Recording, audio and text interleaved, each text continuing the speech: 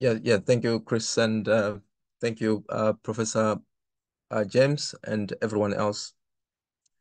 Yeah, so I found the lecture interesting, and it raised important questions with regards to the role of theology or public theology, as you mentioned.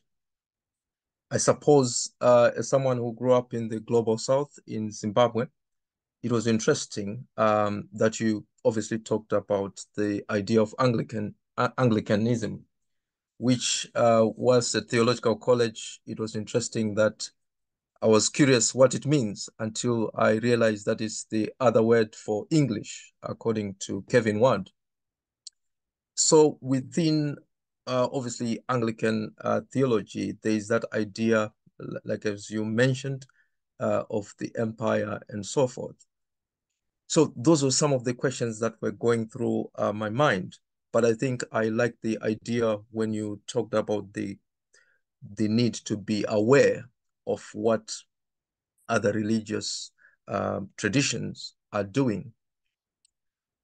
But for me, it created one of the things I struggled. I mean, not with your lecture, but in general, is that idea in society when we look at good, what is good in society. So, in other words, looking at good values, giving to the poor, and so forth, all those good virtues, if you like.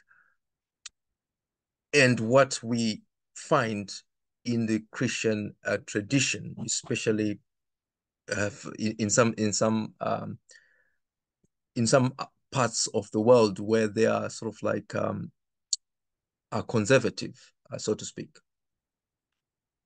I find that actually that's where I'm finding that that's where the struggle begins, because in some societies, for example, um, they've got certain views of what the Bible teaches, and that what the Bible teaches is maybe incompatible with other religions.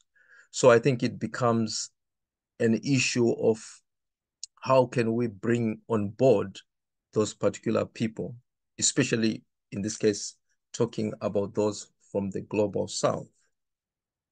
So for me, in general, like as I've said, I am from Zimbabwe, and part of the colonial history that I read, it reveals that actually the version of Christianity that was received was wrapped in, excuse me for the language, white men's clothing.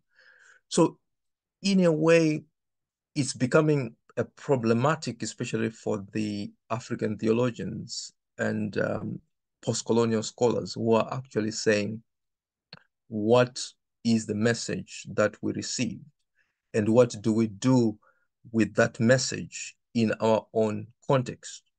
So if we look at Britain, for example, the Christianity that we receive, sort of like, especially maybe from the institutional church, it's to some extent, as you say, tries to speak for everyone.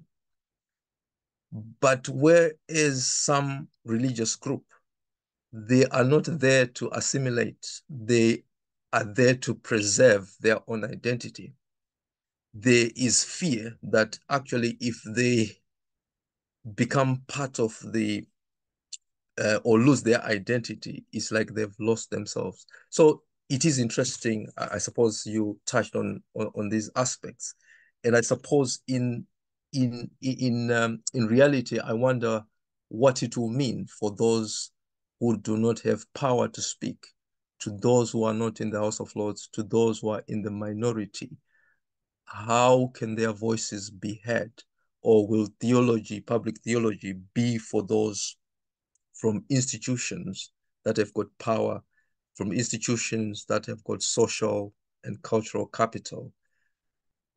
How, what happens to others? I think that's interesting, I suppose, in public theology, because for I'm about to finish. I realize my time. So in terms of, for example, in South Africa, their public theology was obviously to do with uh, liberation, so to speak, especially in the life of the former of the late Vuyani Velemu, who was a public theologian. There was that kind of saying, what we need is liberation.